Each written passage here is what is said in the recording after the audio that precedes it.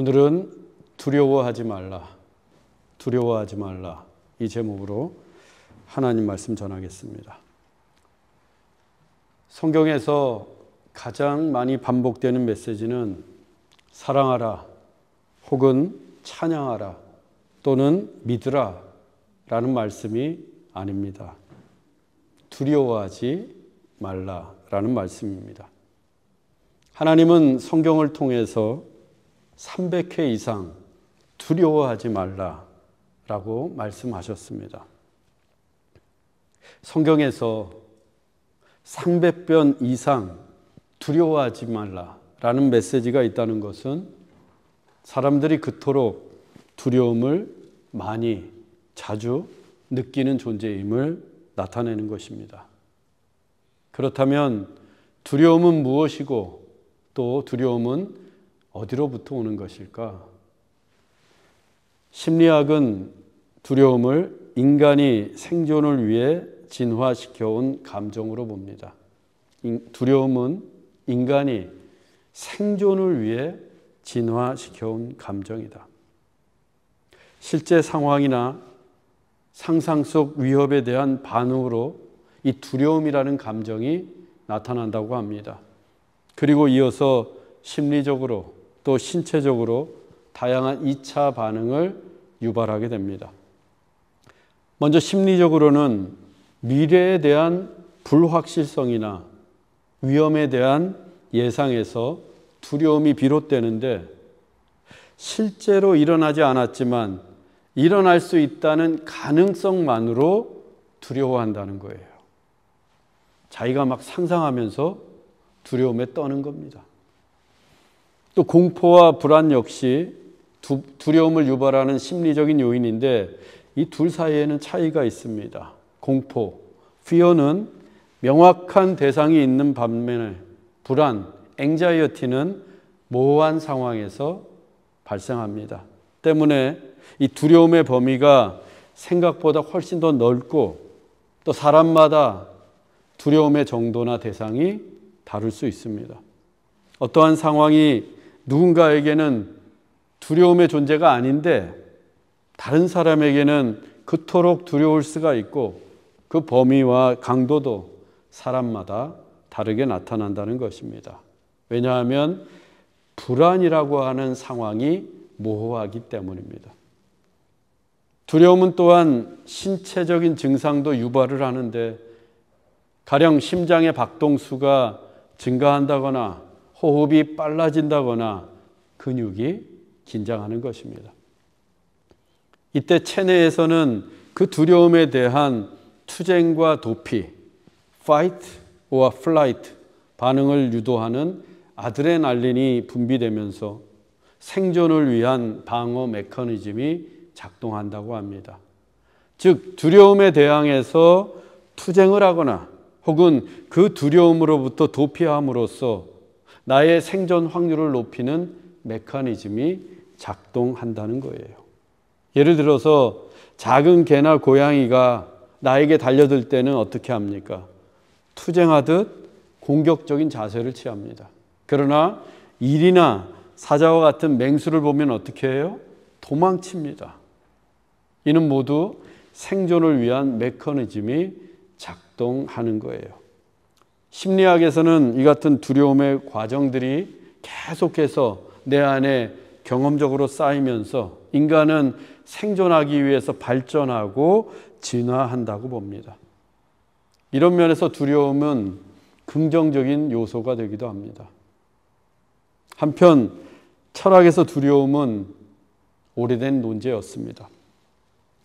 일단 철학은 이 두려움은 실체인가 아니면 마음이 만들어낸 환영인가 라는 질문을 던지고 있습니다. 두려움은 실체인가 마음이 만들어낸 환영인가? 먼저 플라톤은 두려움을 무지와 혼란에서 비롯된 감정으로 보았습니다. 두려움은 무지 그리고 혼란에서 비롯된 감정이다. 실제 상황이든 상상이든 그것을 대하는 인간의 무지와 혼란으로부터 두려움이 생겨난다는 겁니다. 그러면서 플라톤은 이성과 훈련으로 통제된 용기를 가지고 그 두려움을 극복할 수 있다고 주장했어요. 아리스토텔레스는 두려움을 해악에 대한 예상된 고통으로 정의했습니다. 실질적인 고통이 아니라 예상되는 고통이 두려움이라는 거예요. 즉 해롭고 악한 것을 예상할 때 고통스러운 감정이 생겨나는데 그 감정이 두려움입니다. 아리스토텔레스도 두려움을 이기는 방편을 용기로 보았습니다. 용기를 가지고 두려움을 통제하면서 올바르게 행동할 때에 두려움을 극복할 수 있다고 합니다. 니체는 나약한 인간이 억눌릴 때 느끼는 감정을 두려움이라고 정의했습니다. 나약한 인간이 억눌릴 때 그때 느끼는 감정이 있는데 그게 두려움이라는 거예요. 때문에 나약한 인간일수록 더 큰 두려움을 느끼게 된다고 합니다. 니체는 인간이 그 두려움을 극복하기 위해서는 신은 죽었다라고 믿어야 하며 스스로 용기를 내어서 초인을 추구해야 한다고 주장했습니다. 니체 역시 용기를 통해서 두려움을 극복할 수 있다고 본 것입니다. 이상과 같이 심리학과 철학에서는 두려움을 인간의 나약함과 무지 그리고 혼란 등에서 오는 공포와 불안한 감정이며 투쟁이나 도피 혹은 용기로서 그 두려움을 극복할 수 있다고 믿었습니다. 즉 두려움은 감정이며 인간 스스로 극복할 수 있다는 거예요. 두려움은 감정이고 인간은 스스로의 힘으로 극복할 수 있다. 과연 그렇습니까? 두려움은 단지 감정일 뿐이고 우리 인간은 그 두려움을 정말 우리의 힘으로 극복할 수 있습니까? 만일 두려움이 단순히 감정의 문제라고 한다면 그리고 인간 스스로가 그 두려움을 극복할 수 있다고 한다면 하나님께서 성경을 통해서 무려 300번 이상이나 두려워하지 말라, don't be afraid 라고 말씀하셨겠어요. 300번씩이나. 두려움을 극복할 수 없으니까 아무리 애를 써도 인간 스스로는 그 두려움에서 헤어나오지를 못하니까 하나님께서 그렇게나 자주 많이 여러 번 말씀하시지 않았겠습니까? 그리고 두려움은 단순히 감정의 문제가 아닙니다. 성경에서 아담이 하나님에게 처음으로 대답하는 장면이 창세기에 나옵니다. 아담이 하나님이 금하신 금단의 열매 선악과를 따먹고 하나님의 낯을 피해서 동산나무 사이에 숨었을 때예요. 창세기 2장 8절에서 10절입니다. 아담과 그의 아내가 여호와 하나님의 낯을 피하여 동산나무 사이에 숨은지라 여호와 하나님이 아담을 부르시며 그에게 이르시되 내가 어디 있느냐 이르시되 내가 동산에서 하나님의 소리를 듣고 내가 벗었으므로 두려워하여 숨었나이다. 하나님이 동산나무에 몸을 숨긴 아담을 부르십니다. 내가 어디 있느냐? 그때 아담이 하나님께 대답을 했어요. 내가 벗었으므로 두려워하여 숨었나이다. 내가 벗었으므로 두려워하여 숨었나이다. 이 대답이 인류의 역사를 통틀어서 인간이 처음으로 하나님께 응답한 내용입니다. 내가 벗었으므로 두려워하여 숨었나이다. 이 말이 성경에서 아담이 하나님에게 처음으로 했던 말이에요.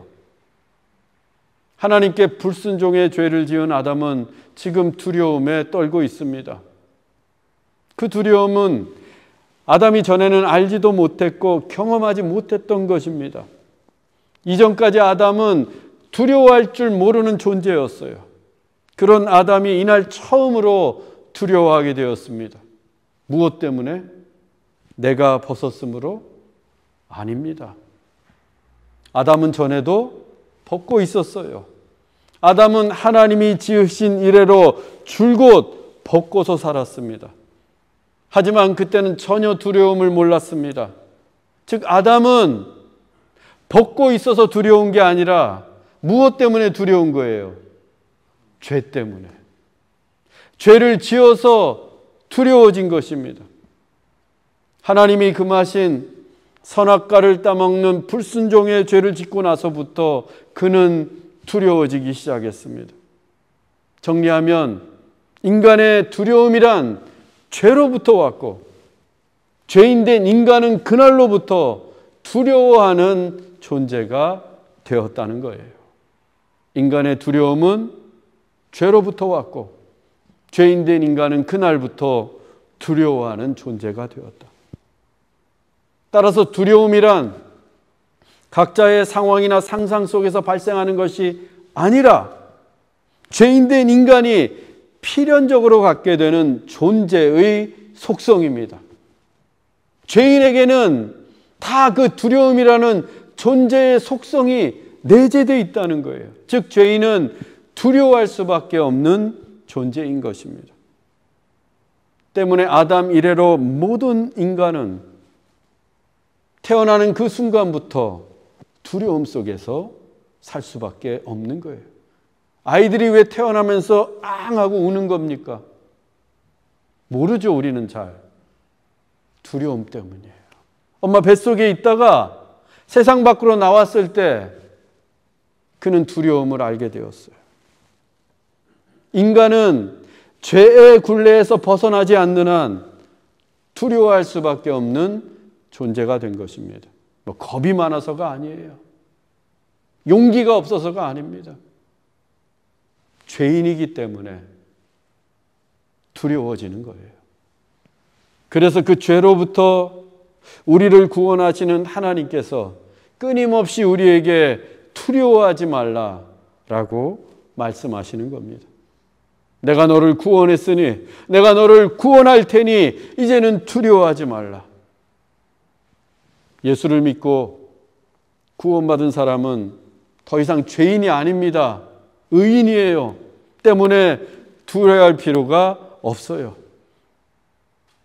예수 믿고 구원받는 그날로부터 하나님께서 우리를 친히 돌보시기 때문입니다. 믿으십니까? 예수님이 바리새인들과 서기관들과 논쟁하시는 사이에 무리들이 수만 명으로 불어나 서로 밟힐 지경이 되었습니다. 그 많은 무리들이 예수님의 말씀을 듣기 위해서 몰려들었던 거예요. 예수님은 먼저 제자들에게 바리새인들의 누룩, 곧 외식을 주의하라 라고 말씀하셨습니다. 바리새인들의 거칠애뿐인 외식하는 신앙이 마치 누룩과도 같아서 공동체 전체를 오염시키고 병들게 할 수 있기 때문입니다. 이어서 예수님은 이같이 말씀하십니다. 본문 4절로 5절입니다. 내가 내 친구 너희에게 말하노니 몸을 죽이고 그 후에는 능히 더 못하는 자들을 두려워하지 말라. 마땅히 두려워할 자를 내가 너희에게 보이리니 곧 죽인 후에 또한 지옥에 던져넣는 권세 있는 그를 두려워하라. 내가 참으로 너희에게 이르노니 그를 두려워하라. 예수님은 이번에는 내 친구 너희에게 라고 말씀하시면서 말씀을 이어가셨습니다. 수만 명의 무리들이 있습니다. 그 무리들 중에 예수님이 특별히 구별하여 내 친구 너희에게 라고 부르신 거예요. 그들은 바로 예수님의 제자들을 가리킵니다. 예수님께서 제자들을 향해서 My friends, 내 친구들이요 이렇게 말씀하신 겁니다. 우리는 여기에서 제자들을 향하신 예수님의 친밀하신 사랑, 격이 없는 사랑을 느낄 수 있습니다.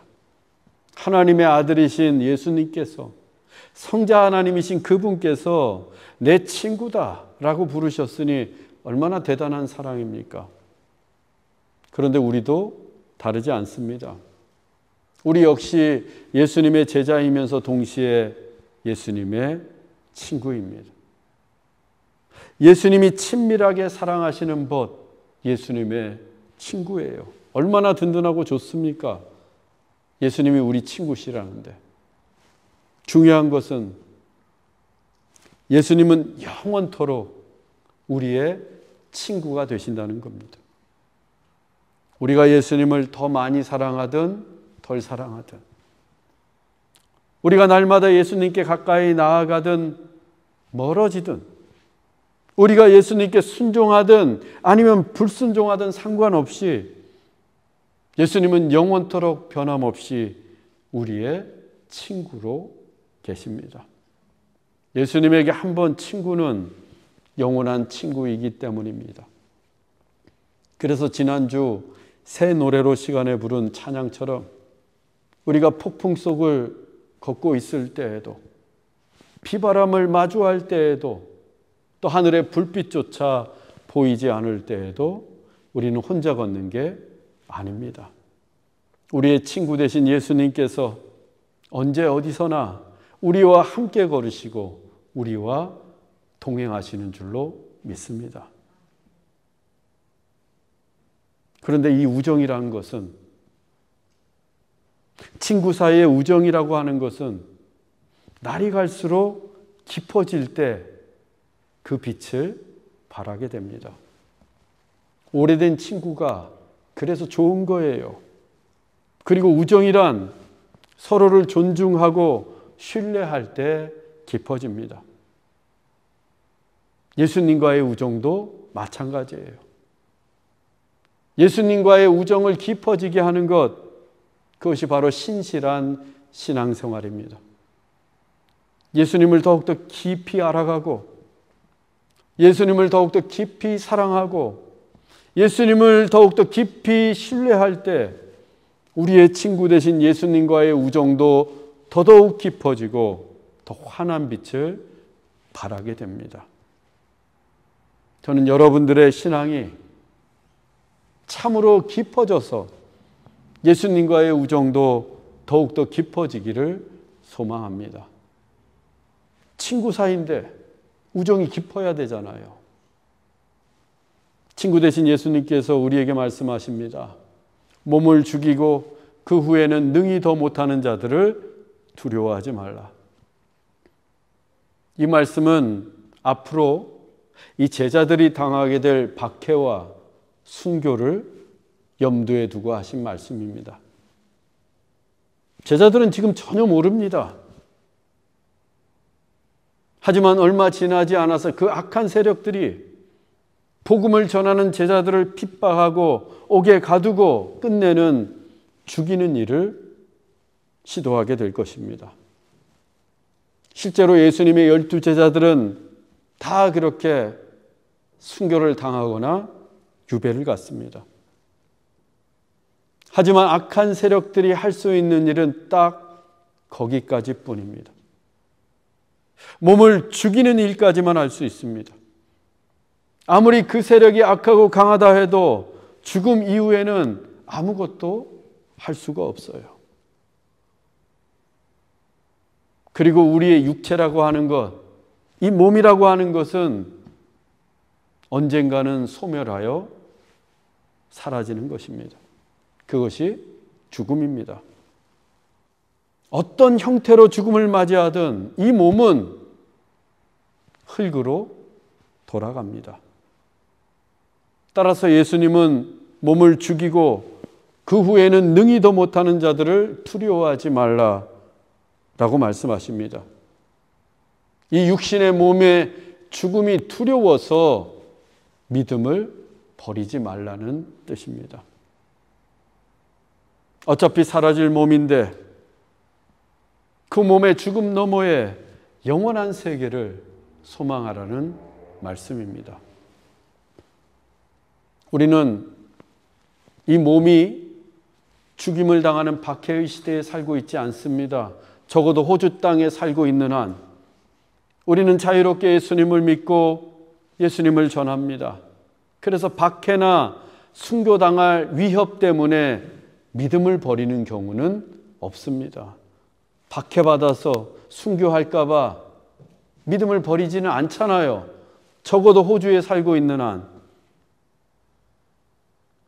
그런데 그보다도 못한 종종 사업이 실패해서, 가정이 어려움을 겪어서, 혹은 관계가 깨어져서, 또는 기분이 상해서 믿음을 버리는 사람들을 보게 됩니다. 사업의 실패에 돈을 잃고, 병이 들어서 건강을 잃고, 관계가 깨어진 상실감 때문에 예수를 버리고 믿음을 버리는 것입니다. 그러나 예수를 버리고 믿음을 버리면 이 몸의 죽음 이후를 장담할 수 없습니다. 아니, 죽음 이후에 우리의 영혼은 지옥에 던져지게 됩니다. 예수를 버리고 믿음을 버리게 되면 얼마나 무서운 일입니까? 신앙이란 현세적이면서 동시에 내세적입니다. 그래서 신앙은 현실에서 당하는 질병과 실패와 고통 너머에 우리를 돌보시는 하나님의 손길을 믿는 것입니다. 신앙은 이 땅에서도 하나님의 축복을 바라지만 동시에 그 죽음 너머에 영원한 하나님의 나라를 소망하는 것입니다. 그래서 신앙이란 이 땅에서 두 발 딛고 살고 있지만 날마다 저 높은 곳을 향하여 나아가는 것입니다. 따라서 우리가 정령 두려워할 자는 단지 이 땅에서 내 몸을 죽이는 자가 아닙니다. 몸이 죽고 난 후에 그 영혼마저 지옥에 던져넣는 권세를 가지신 분, 그분을 두려워해야 합니다. 또 현실에서 겪게 되는 실패와 상실, 아픔을 두려워할 게 아니라 그 실패와 상실 너머에서 우리의 영혼까지 거둘 수 있는 분, 곧 하나님을 두려워해야 합니다. 하나님을 두려워하는 그 두려움을 성경은 경외라고 부릅니다. 하나님을 경외하라. 우리말 경외로 번역된 히브리어는 야레입니다. 야레는 단순한 공포나 두려움이 아닙니다. 깊은 존경과 경배를 포함하고 있는 거룩한 두려움을 뜻합니다. 깊은 존경과 경배를 포함하고 있는 거룩한 두려움. 그래서 여호와를 두려워하는 것, 즉 하나님을 경외하는 것이 지혜의 근본이 됩니다. 하나님께 대한 깊은 존경과 경배를 포함하는 거룩한 두려움을 갖게 될 때에만 참된 지혜를 얻을 수 있기 때문입니다. 때문에 우리는 하나님이 공포스럽거나 무서워서 그분 앞에 엎드리는 것이 아니라 하나님을 경외하기 때문에 그분 앞에 엎드려서 경배하는 것입니다. 하나님이 두려워서가 아니라 하나님을 경외하기 때문에 그분의 말씀에 순종하는 것입니다. 여러분, 하나님을 경외하십시오. 하나님이 하신 말씀을 경외하십시오. 거룩한 두려움으로 하나님께 깊은 존경과 순종과 경배를 드리십시오. 그때 하나님의 지혜로 여러분의 인생이 충만해질 줄로 믿습니다. 하나님을 경외하는 것 정말 중요합니다. 왜냐하면 하나님을 경외하는 사람들은 이 세상을 두려워하지 않기 때문입니다. 하나님을 믿고 구원받은 사람들은 하나님을 경외하는데 때문에 세상에서 당하는 환난이나 핍박이나 실패나 상실을 두려워하지 않습니다. 왜? 그 하나님께서 친히 우리를 돌보시기 때문입니다. 본문 6절로 7절입니다. 참새 5마리가 두 아사리온에 팔리는 것이 아니냐. 그러나 하나님 앞에는 그 하나도 잊어버리시는 바 되지 아니하는도다.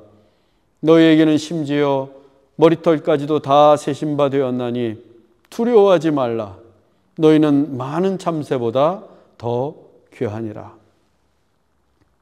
당시 시장에서 참새 5마리가 두 아사리온에 팔렸습니다. 이 아사리온은 로마의 화폐 단위로 16분의 1 데나리온 정도 되었습니다. 16분의 1 데나리온. 한 데나리온이 하루치 품삯이라고 했어요. 그렇다면 하루에 8시간을 일한다고 했을 때 아사리온을 시급으로 계산하면 30분 정도의 임금이 됩니다. 두 아사리온은 그러니까 1시간치 임금이에요. 따라서 1시간만 일하면 참새 5마리를 살 수 있는 겁니다. 즉 누구나 쉽게 가난하건 부하건 간에 쉽게 살 수 있는 것이 참새 5마리였어요. 그렇게 하찮게 여기던 것이 참새였습니다. 그런데 하나님은 그 참새 하나도 잊지 않는다고 하십니다. 하나님 앞에는 그 하나도 잊어버리시는 바 되지 아니하는도다. 사람들이 하찮게 여기는 그 참새, 하나님은 잊지 않으세요. 한 마리조차도. 마태복음은 참새 한 마리가 땅에 떨어지는 것도 하나님이 허락하셔야 가능하다라고 기록하고 있습니다. 그만큼 하나님께서 세밀하게 돌보신다는 의미입니다. 사람들이 그렇게 하찮게 여기는 참새 한 마리조차도 하나님은 잊지 아니하시고 세밀하게 돌보십니다. 하물며 우리이겠습니까? 하나님은 우리의 머리털까지도 다 세시는 분입니다. 참새 한 마리 정도가 아니라 우리의 머리털을 일일이 다 세시는 분이 하나님이세요. 이 사람의 머리털은 머리숱, 인종, 나이, 유전적인 요인에 따라서 다를 수 있습니다. 그렇지만 평균적으로 약 8만 가닥에서 12만 가닥이라고 합니다. 8만 가닥에서 12만 가닥. 많아요. 그런데 그 많은 머리털 중에 나이가 들면서 아침에 일어날 때 어떻습니까? 막 이렇게 한 움큼씩 빠질 때가 있어요. 그 한 움큼도 우리는 몇 가닥인지 셀 수가 없습니다. 그런데 하나님은 우리의 빠진 머리털은 물론이고 우리의 머리를 뒤덮고 있는 그 많은 머리털을 다 세시는 분이에요. 검 머리털은 몇 가닥인지, 휘어진 머리카락은 몇 개나 되는지, 또 빠져서 땅에 떨어진 것은 얼마나 되는지 하나님은 일일이 다 세시는 분입니다. 그런 하나님께서 우리의 눈이 얼마나 약해졌는지, 우리의 귀가 얼마나 막혔는지, 우리의 손가락은 얼마나 굳고 우리의 무릎은 얼마나 약해졌고 우리의 몸은 얼마나 병들었는지 모르시겠어요? 다 아십니다. 또 우리가 살면서 당하는 억울함, 분노, 마음의 상처, 상실감 하나님이 모르시겠습니까? 머리카락도 다 세시는 분인데 다 아십니다. 왜냐하면 우리는 그 많은 참새보다도 더 귀하기 때문입니다. 우리가, 여러분 한 사람 한 사람이